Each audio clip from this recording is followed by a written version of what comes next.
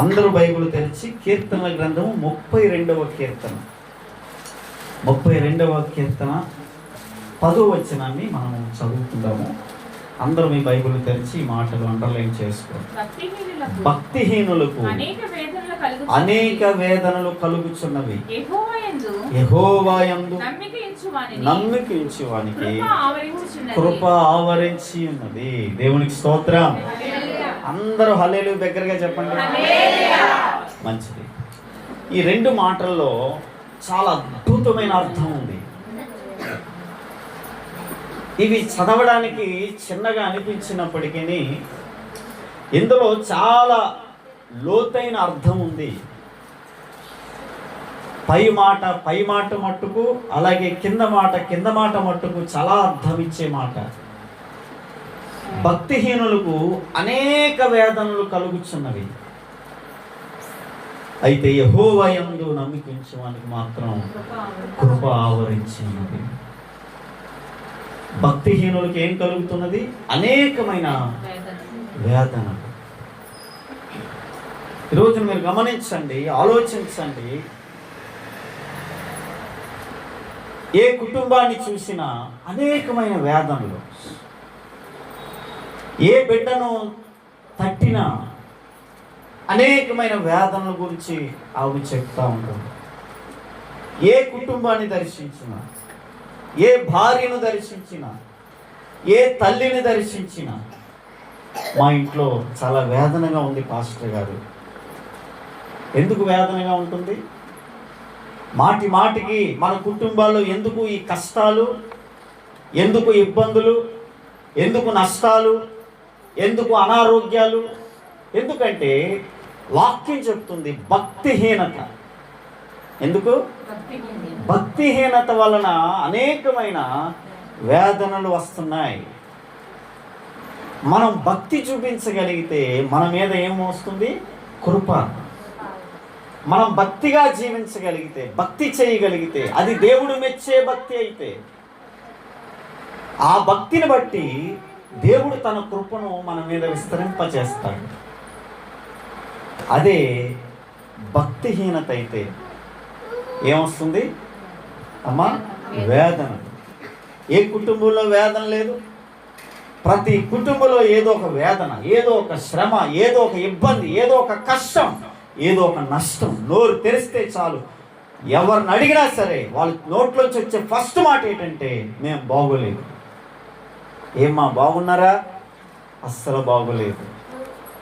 ఏమండి, మీరు గమనించండి. దేవుని బిడ్డలుగా మనం ఈ విషయాలు బాగా అర్థం చేసుకోవాలి. మనల్ని ఎవరైనా మీరు బాగున్నారా అని అడిగితే మనం వారికి ఏం చెప్పాలి? బాగున్నాం. ఏం చెప్పాలరా? బాగున్నాం అని చెప్పాలి. ఒకవేళ మన జీవితాల్లో కష్టాలు ఉండొచ్చు, నష్టాలు ఉండొచ్చు, ఇబ్బందులు ఉండొచ్చు, అనారోగ్యం ఉండొచ్చు, అయినా సరే ఎవరైనా భక్తి చేస్తున్న వారిని బాగున్నారా అని అడిగితే మనం బాగోలేదు అని చెప్పకూడదు. మరి ఏం చెప్పాలి? బాగున్నాం అని చెప్పాలి. ఈ మాటలో ఎంత అర్థం ఉందో చెప్పనండి. వాస్తవానికి నీకు బాగోలేదు, నీ ఇంట్లో బాగోలేదు, నీ జీవితంలో అనేకమైన కష్టాలు గుండా నువ్వు నడుస్తూ ఉన్నావు, ఏడుస్తున్నావు, కృంగిపోతున్నావు, వేదన చెందుతున్నావు, నలిగిపోతున్నావు. ఎవరు నిన్ను అర్థం చేసుకుంటలేదు, కృంగిపోయిన స్థితిలో ఉన్నావు. అలాంటి సమయంలో ఎవరు వచ్చి ఏమ్మా బాగున్నారా అని అడిగారు. అప్పుడు నీ నోట్లోంచి ఏం రావాలి? బాగున్నాను అని రావాలి. కానీ మన నోట ఆ మాట రాదు. ఎందుకు రాదు?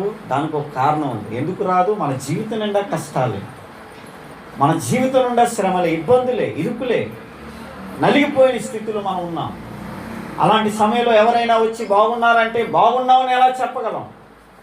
కానీ మీరు వినండి, దేవుని మాటగా, దేవుని సేవకుడిగా చెప్తున్నాను, అలాంటి స్థితిలో కూడా మనం బాగున్నాం అని చెప్పడం ద్వారా నిజంగా బాగుంటాం. దేవునికి స్తోత్రం.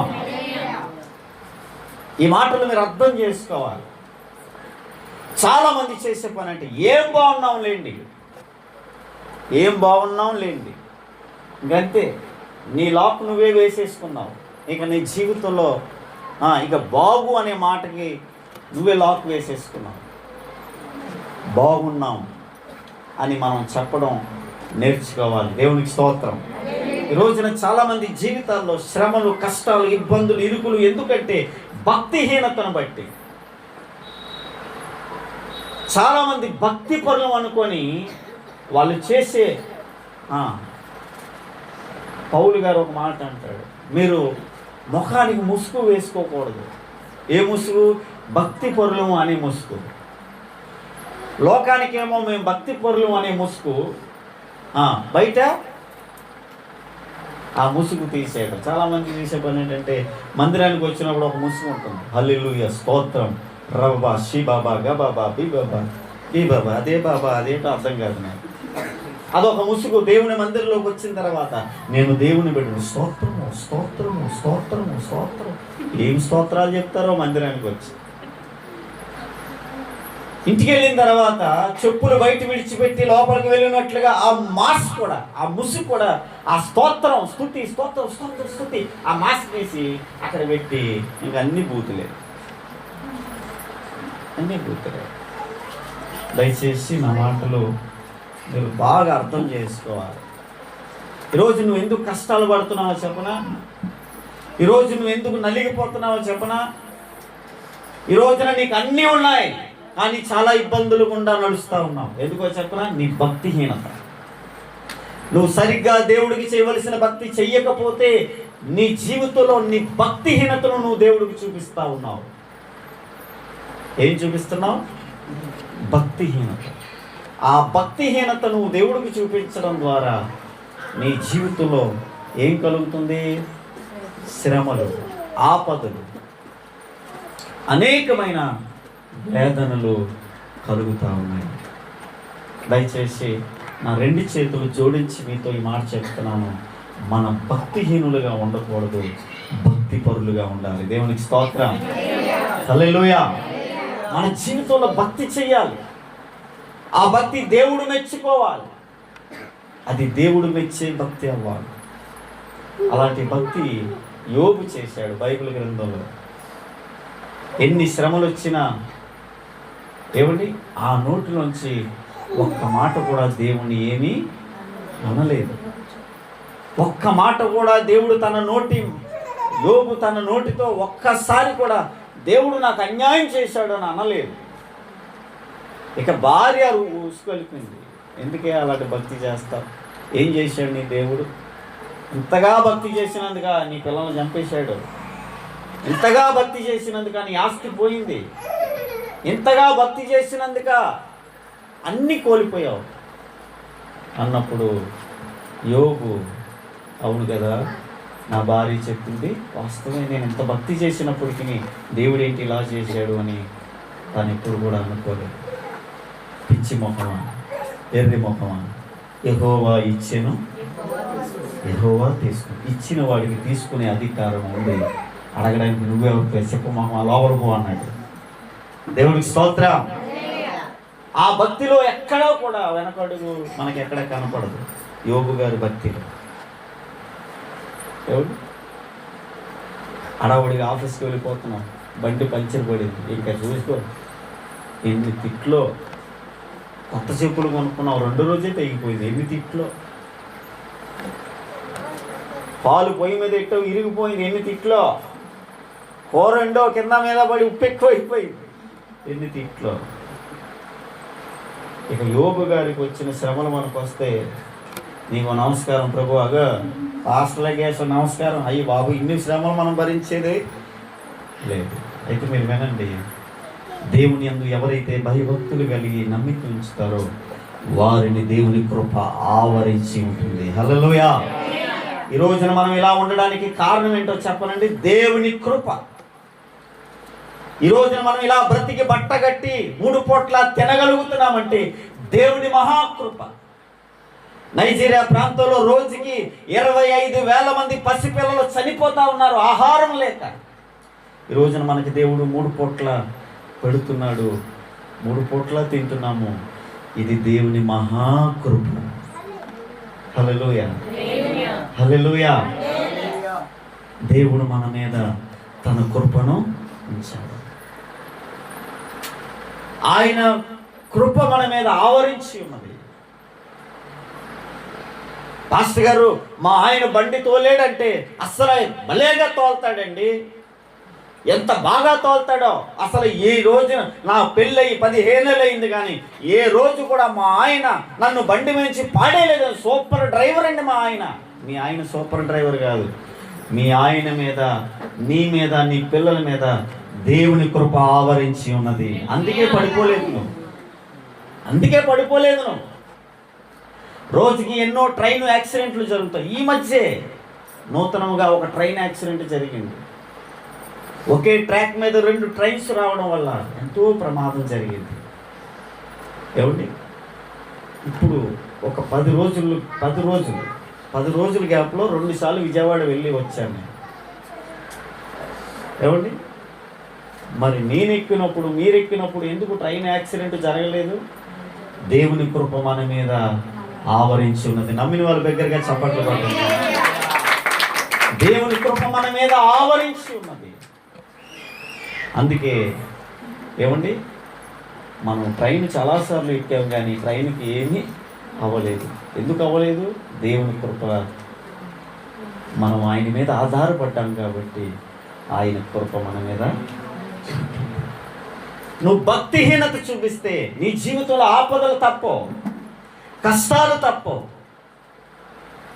చాలామంది కొత్తలో చాలా భక్తిగా దేవుని దగ్గరికి వచ్చారు, భక్తిగా దేవుని సేవించారు, నోరు తెరిస్తే స్తోత్రాలు.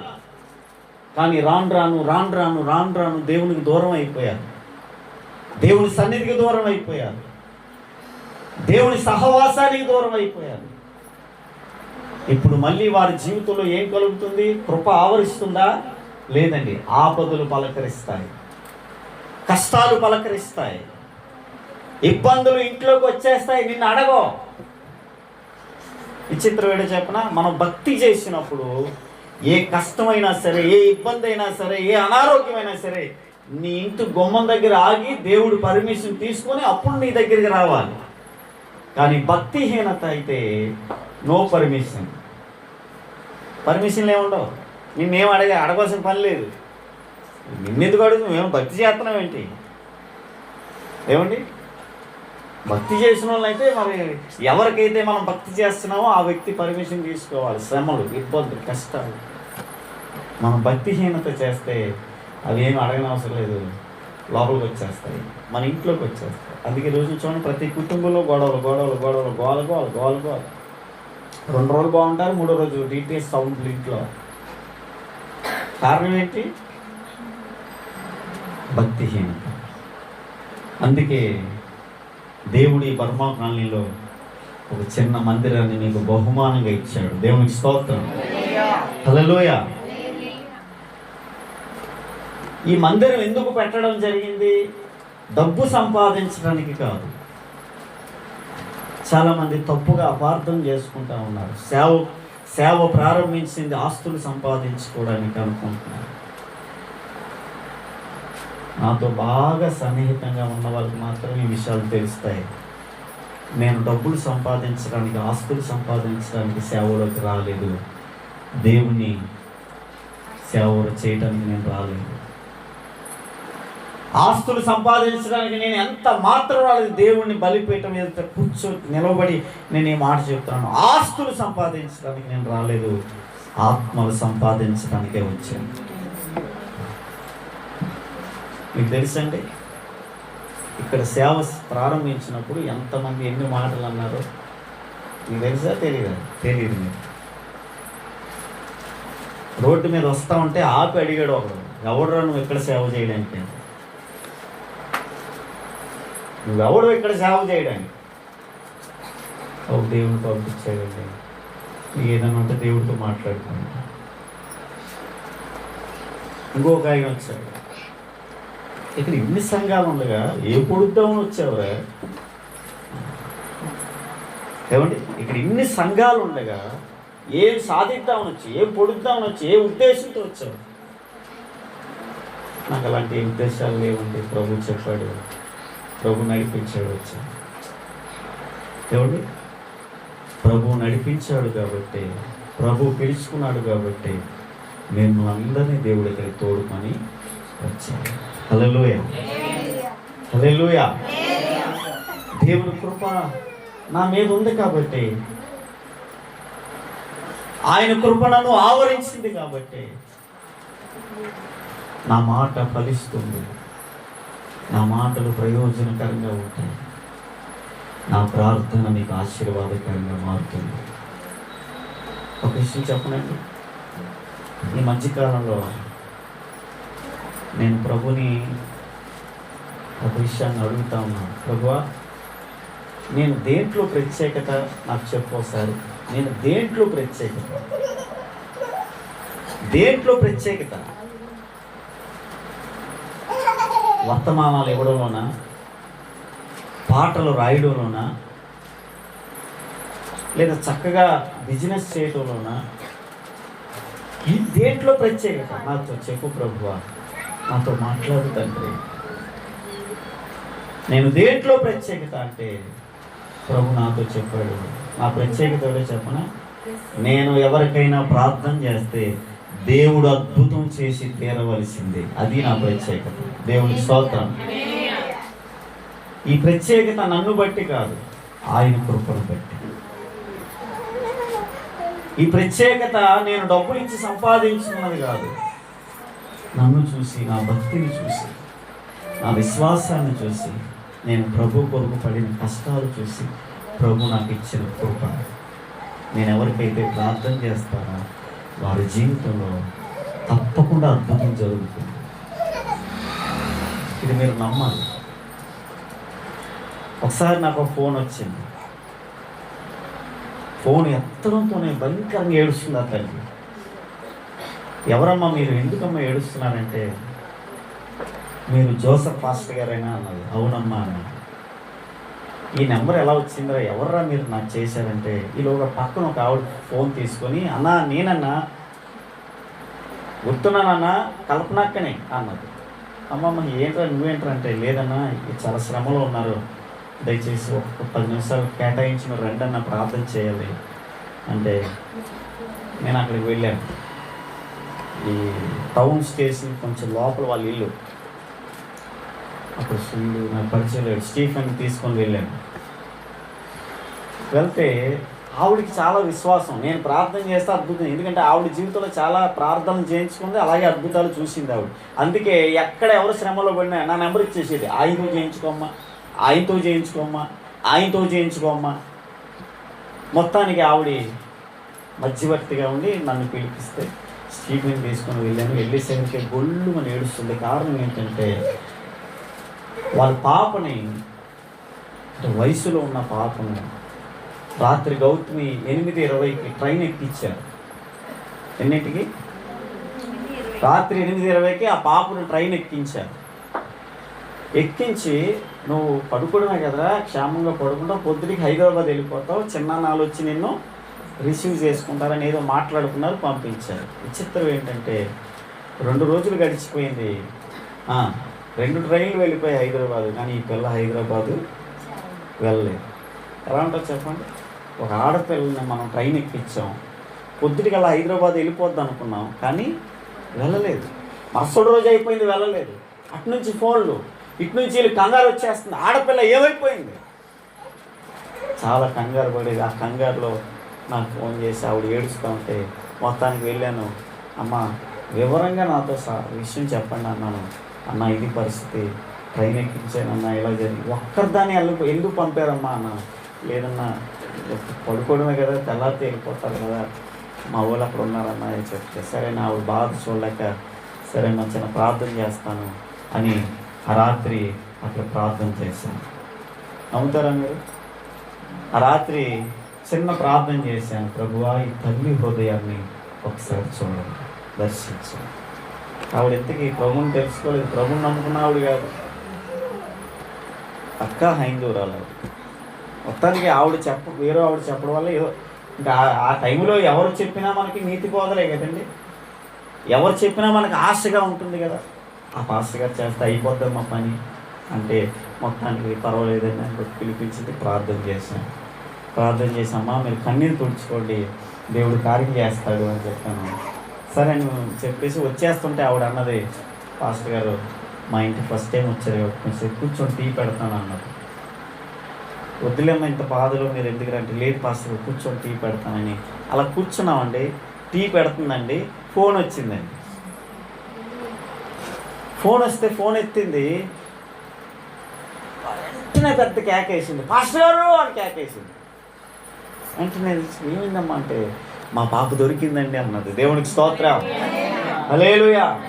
ఇక చూసుకోండి ఆమె ఎంత ఏడ్చిందో, ఏమండి అంతగా దేవుళ్ళు సంతోషించింది. అప్పుడు ఆవిడతో ఒక విషయం చెప్పామా, పనికి మనోడు నా ప్రార్థనే దేవుడు విన్నాడంటే, ఇక మీరు దేవుడిని నమ్ముకొని మీరు ప్రార్థన చేస్తే ఇంకెలా ఉండదో చూసుకోండి అని ఆవిడికి సువార్త చెప్పొచ్చాను. దేవుడికి స్తోత్రం. కనుక దేవుడు తన సేవకు నన్ను పిలుచుకున్నప్పుడు తన కృపతో నన్ను దీవించాడు. అందుకే నా మాట, నా పాట, నా పనులన్నీ కూడా ఏమండి ఇతరులకు ప్రయోజనకరంగా ఉంటాయి. కనుక రాత్రికాల సమయంలో ఏమండి భక్తిహీనత లేకపోతే నీ మీద కృప ఉంటుంది. ఒకవేళ నీ జీవితంలో భక్తిహీనత ఉంటే నీ మీద వేదనలు వస్తాయి, కష్టాలు వస్తాయి, నువ్వు తట్టుకోలేవు. అందుకు ఏం చేయమంటారు పాస్టర్ గారు, నువ్వు భక్తి చేయాలి. దేవునికి స్తోత్రం, హల్లెలూయా. అందుకే చూడండి, ఆ భక్తిహీనత భక్తి చేసిన వాళ్ళకి ఆ కృప ఎంత గొప్పదో ఈ 136 కీర్తనలో అద్భుతంగా ఆ కృప గురించి ఎన్నో విషయాలు రాశారు. 136 కీర్తనలో ఏమండి మొదటి వచనం నుంచి సుమారు 26 వచనాలు అందులో ఉంటాయి. అందులో 26 సార్లు యెహోవా దయాళుడు, ఆయన కృతజ్ఞతాస్తుతులు చెల్లించుడు, ఆయన కృప నిరంతరం ఉండును అనే మాట 26 సార్లు రాయబడి ఉంది. ఏమండి ఇందులో ఎన్ని వచనాలు ఉన్నాయి? 26 వచనాలు. 26 వచనాల్లో 26 సార్లు దేవుని కృప కోసం రాయబడి ఉంది అంటే దేవుని కృప ఎంత గొప్పదో మీరు ఆలోచించారు. చివరి మాటలు చెప్పి నేను ముగింపుకు వచ్చేసాను. ఏమిటి, దేవుని కృప లేకుండా మనం బ్రతకలేము, దేవుని కృప లేకుండా మనం జీవించలేము. దేవుని కృప లేకుండా జీవించగలను అన్న ధైర్యం కూడా మనం చేయకూడదు. ఎందుకో చెప్పనా, దేవుని కృప లేకుండా అడుగు తీసి అడుగు కూడా వేయలేము, మనం వేయలేము. ఏమండి ఎప్పుడు అలా కూర్చొని తింటుంటే నీకు బోరు కొడతలేదా అని అడిగింది అలా ఆవిడ. మరి ఏం చేయమంటావే అలా పెద్ద మార్కెట్కి వెళ్ళి ఒక 2 కేజీలు ఉల్లిపాయలు పట్టరా అని పంపించింది. చక్కగా ఉన్న ఆయన్ని అలా ఆవిడ బజారుకి పంపిస్తే ఆయన సైకిల్ కట్టుకొని సంచి కట్టుకొని డబ్బులు జోబులో పెట్టుకొని బయలుదేరాడు. రోడ్డు మీద ఒక స్పీడ్ బ్రేకర్ వస్తే దాన్ని అలా టచ్ చేసి కింద పడ్డాడు, చచ్చిపోయాడు ఆయన. ఈ కోణానికి ఆ స్పీడ్ బ్రేకర్ తగిలింది, బుర్ర విడిపోయింది, అక్కడికక్కడే ఆయన మరణించాడు. ఎందుకు ఈ మాట చెప్తున్నాను చెప్పనండి, చాలాసార్లు మనం రోడ్డు మీద పడిపోయాం లేదా? చాలాసార్లు మనం మెట్ల మించి జారి పడిపోయాం లేదా? చాలాసార్లు బాత్రూంలో మనం జారి పడిపోయాం. చాలాసార్లు రోడ్డు మీద వస్తున్నప్పుడు ఎవరో గుద్దేశారు. మనకి ఎందుకు ఏం కాలేదు? దేవుని కృప మనల్ని ఆవరించింది. దేవునికి స్తోత్రం, హల్లెలూయా, హల్లెలూయా. అందుకే భక్తి చేయమంటుంది. నువ్వు కానుకలు ఇస్తావని కాదు, బంగారం ఇస్తావని కాదు, నువ్వు వస్తే మాకు ఒదిగేదేమీ లేదు. నువ్వు దేవుని మందిరానికి రావడం వల్ల మాకు పైసా ఆదాయం లేదు, నువ్వు రావడం వల్ల మాకు వచ్చే ఇబ్బంది ఏమీ లేదు, నష్టం లేదు, లాభం లేదు. కానీ నువ్వు దేవుని మందిరానికి రావడం వల్ల దేవుని కృప నీ మీద అంతే. ఈ పాస్టర్కి పని పాట లేదు, మాటి మాటికి మీటింగ్స్. ఈ పాస్టర్కి పని పాట లేదు, మాటి మాటికి కార్యక్రమాలు. మాటి మాటికి ఎందుకు కార్యక్రమాలు పెడతామో చెప్పండి. మనం భక్తిహీనతలోకి వెళ్ళిపోకుండా మనం భక్తిలో బలంగా ఉండడానికి. దేవునికి స్తోత్రం. అందుకు కార్యక్రమాలు. కనుక ఈ విషయాలు మీరు అర్థం చేసుకోండి. దేవుని కృప చాలా గొప్పది. కోట్ల రూపాయలు కూడా చేయలేని పని దేవుని కృప చేస్తుంది. మీరు ఏ హాస్పిటల్కి వెళ్ళినా చూడండి, డాక్టర్ గారు 5 కోట్లు ఇస్తాం ఈ మనిషిని బ్రతికించండి. ఏం చేయమంటారా అంటాడు. ఏమైనా చేయగలడా? 5 కోట్లు తీసుకొని ఏమైనా చేయగలడా? బ్రతికించగలడా? బ్రతికించలేడు. కోట్ల రూపాయలు కూడా చేయలేని పని దేవుని కృప చేస్తుంది. హల్లెలూయా. అలా ఎన్నో చేసింది. మనం ప్రార్థించగా దేవుడు ఎన్నో కార్యాలు చేశాడా లేదా? చేశాడు. కనుక ఆయన కృపను అర్థం చేసుకోండి, ఆయన కృప మీద ఆధారపడండి. నేను ఇంకా వాక్యంలోకి వెళ్ళలేదు, విషయం చెప్పనా మీకు? ఇంకా నేను అసలు వాక్యంలోకి వెళ్ళలేదు. ఇంట్రడక్షన్ ఎంత ఉంటే అది మరి ఇటు మొత్తం చెప్పేసినా ఉన్నాడు. ఇప్పుడు నేను చెప్పను, నాకు తెలుసు కదా. కృప ఎంతో గొప్పదో చెప్పి ఆ కృపను మనం పొందుకోవాలంటే 3 విషయాలు అని చెప్దాం అనుకున్నాను. ఇక ఇంట్రడక్షన్లోనే ఉన్నాను. అది మరి దేవునికి స్తోత్రం. చివరిగా ఈ మాట గుర్తుపెట్టుకోండి, దేవుని కృప లేకుండా మనం బ్రతకలేము. ఇది ఒప్పుకోవాలి. చాలామంది డబ్బు ఉంది కదా, మేము బ్రతికేయగలము. నీ డబ్బు ఎందుకు పనికిరాదు. నాకు అందం ఉంది కదా, నీ అందం కూడా ఎందుకు పనికిరాదు. అందం మోసకరం, సౌందర్యము వ్యర్థం. దయచేసి దేవుని కృపను అర్థం చేసుకోవాలి. అయ్యా, నీ కృప లేకుండా నేను బ్రతకలేను ప్రభువా, నీ కృపే నాకు ఆధారం నాయన, నీ కృప ఎంత గొప్పది తండ్రి అని ఆయన కృప మీద మనము ఆధారం ఉండాలి. అందరూ లేచి నిలబడండి. అందరూ మీరు లేచి నిలబడండి. ఎవరు డిస్టర్బ్ అవ్వద్దు. అందరూ లేచి నిలబడి తలలు ఉంచి కళ్ళు మూయండి. ఇంతవరకు ప్రభు మనతో మాట్లాడాడు. అర్థమైందా నీకు?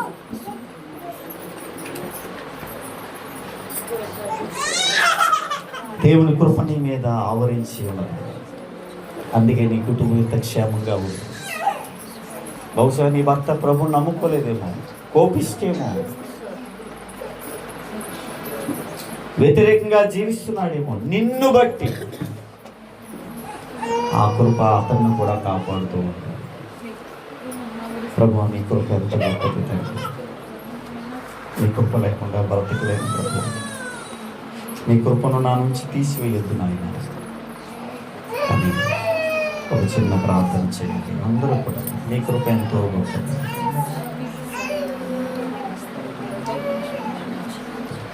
నేనైతే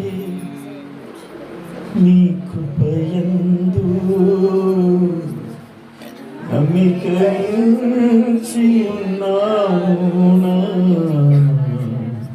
నమ్మికరించి ఉన్నాను.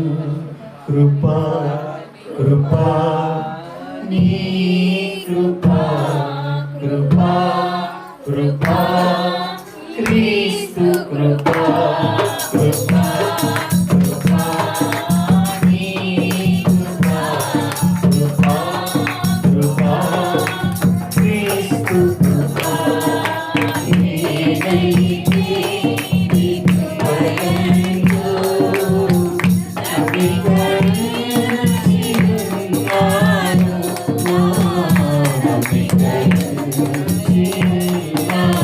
అందరూ చప్పలు కూడా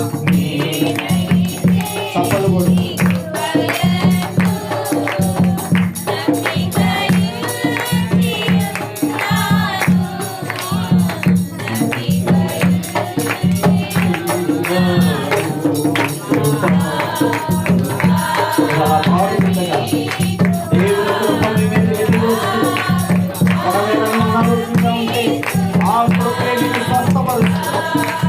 ఒకవేళ భయం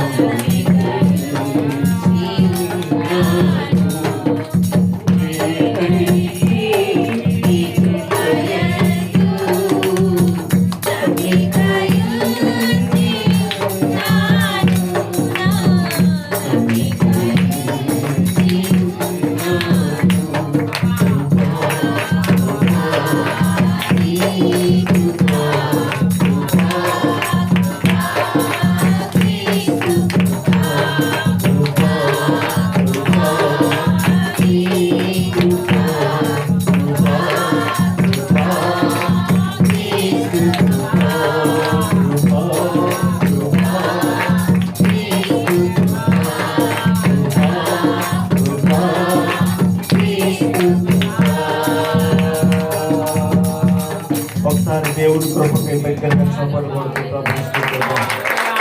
సంవత్సరమంతా దేవుని కృప మనల్ని ఆదరించారు. గత నవంబర్ 2018 సంవత్సరం 2019 నవంబర్ 24 తారీఖు దేవుని కృప నీ మీద ఉంది కాబట్టి నువ్వు దేవుని మందిరంలో ఉన్నావు. ఆయన కృపకు వందనాలు చెల్లించు. ప్రార్థన చేసి పరిశుద్ధ నీకు స్తోత్రం. నీ కృప ఎంతో గొప్పది. నీ కృప లేకుండా బ్రతకలేదు. నీ కృప లేకుండా జీవించలేదు. నీ కృప మనకు కావాలి. నీ కృపతో నింపండి. నీ కృపతో నింపండి. బుద్ధి గట్టికి నీ భక్తిహీనతలోకి వెళ్ళిపోయావు ప్రభువా.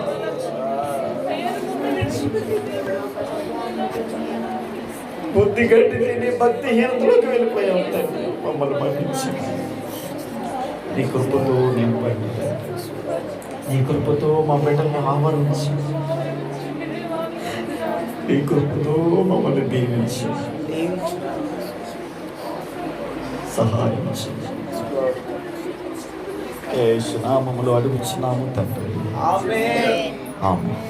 పరమ తండ్రి అయిన దేవుని ప్రేమ, మన కుమారుడును రక్షకుడైన యేసుక్రీస్తు కృప, పరిశుద్ధాత్మ దేవునికి దేవి సన్నది సహాయం ఆశీర్వాదం. ఎంతమంది అయితే ప్రభువా నీ కృప లేకుండా నేను బ్రతకలేను, నేను జీవించలేను అని యథార్థంగా ప్రార్థించారు, ఇది మొదలుకొని ప్రభువా నీ రాకడ పర్యంతము నీ కృపతో వారిని నింపి నడిపించండి. యేసు నామములో అడుగుచున్నాము తండ్రి.